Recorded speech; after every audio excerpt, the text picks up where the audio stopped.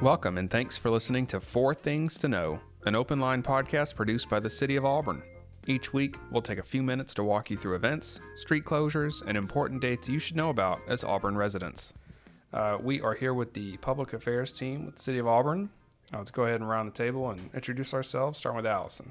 Hey, I am Allison Blankenship, the Neighborhood Specialist.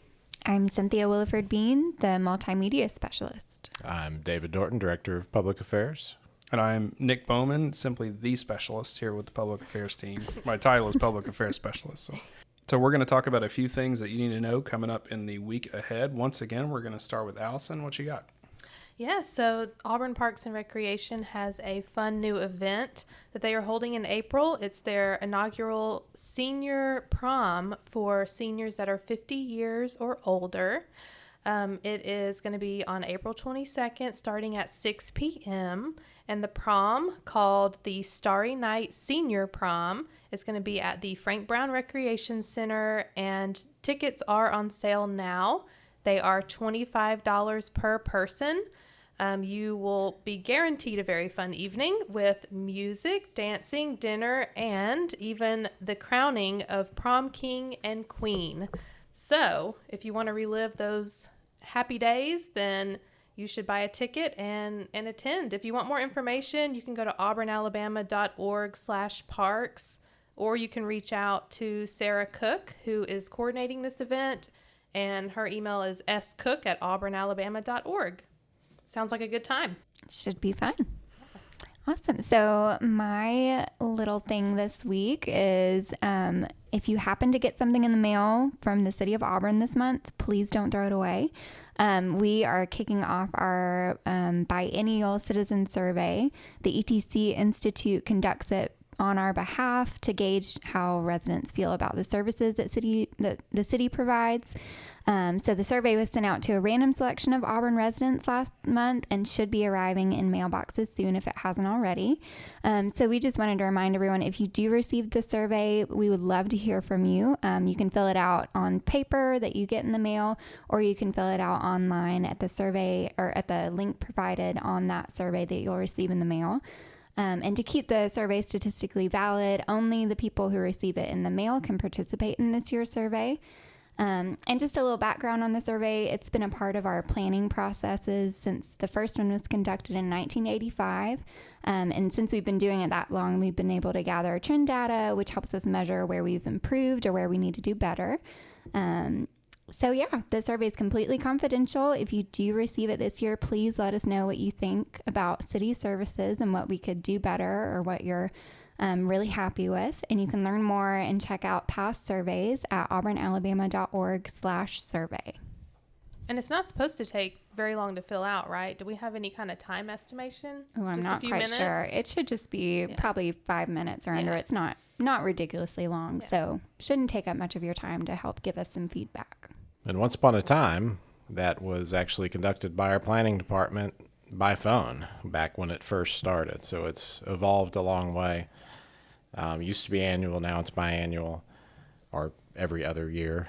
And it, the randomness of it is what helps assure the statistical validity of it. And of course, they aim for a big enough sample size to also ensure that statistical validity. But yeah, please, everyone, if you get that, please fill it out. That helps us plan for the future. I'm going to look out a little further than a week today again. I'm going to talk about time change, but not that time change. At the March 1st meeting, City Council changed the time for council meetings.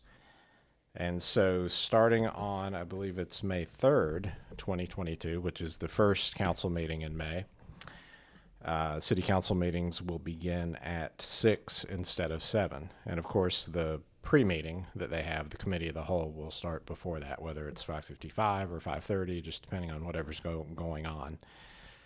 And so that just helps the council and everyone in attendance, for these meetings that have a lot of discussion and go long. They're not going to go as late because of that earlier start. We've got 3 former reporters in the room, 2 of which have covered city council meetings. Mm-hmm. Have y'all been there for late meetings when you were a reporter? Oh, yes. For sure. Yeah, I want to say the latest one I covered was maybe close to 11. It was a very That long sounds meeting. about right. Close to 11 p.m. And I think that's probably 11 something is the latest I've seen one go in my time. And even in the Zoom era during the height of COVID, some of those went pretty long as well. So, but even with the time change, you'll still be able to experience council meetings all the ways that you can now and could before. Live on YouTube and Facebook, also on demand on those platforms. We've got it embedded in the website, auburnalabama.org/agenda. It's on WANI Radio Live. It's also on the PEG channels, Public Education and Government channels on WOW and Knology Live. We also podcast it. So you can listen to it live or after the fact, a number of ways. And of course, you can come in person as well. So it's really hard to avoid it, is what you're saying. Yeah. Hopefully, if you want to attend, watch, or listen, there's a way to do it. Many ways. And the nice thing about I do the podcast, so I'm gonna promote them. If you subscribe to the feed, you don't have to go looking for it. It just shows up in your phone as soon as it's uploaded, so you can catch it on your commute or whenever you want to listen to it. Yeah. All right. So we're 2 for 2 here with no street closures. I'm going to talk about streets sort of closure adjacent, but everybody's favorite subject, parking. In this case, it's actually a good thing. We have free parking this week, so the week of March 7th. Students are on spring break. Auburn University is on spring break, so we have free parking downtown. Normally, you're limited to, what is it? It was 2 hours max before you got to move? Yes. So, as you said, we got free parking this week, but also if you're planning ahead or just want to know when parking is free downtown, we actually have those dates in our city code.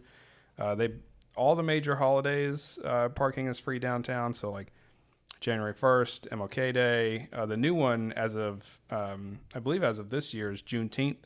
That's a new city holiday. And then of course we have the Auburn University specific free parking periods downtown. So that's graduation day of each semester through the day prior to the first day of classes for the following semester. So that would be, summer, winter break. So go ahead and come downtown, visit some businesses, see the community while you have the chance to not pay for parking. And that is just on-street parking and not parking deck parking. Yes. Thank you. That's a good catch. Wright Street, the new deck, that's still charged by the hour. Any other decks that we have to pay for? The Burton Street deck as well, but it's not officially a city parking deck. It's actually owned by Auburn Bank, but it's still just $1 an hour for Burton Street. It's available to the public, but it's a private deck. Yes. Exactly. Okay. All right. Well, thanks for listening. Anybody got anything else? Nope, not this week. All right. Go downtown. Go downtown. To the senior prom. Go to the senior prom. Both of those great ideas. Well, thanks everybody for listening. We will be back with you next week. Thanks for listening to 4 Things to Know, an open line podcast produced by the City of Auburn. If you're looking for more news, events, and dates to know about coming up in Auburn, visit news.auburnalabama.org. You can also check out our show notes for the links and URLs discussed in this episode.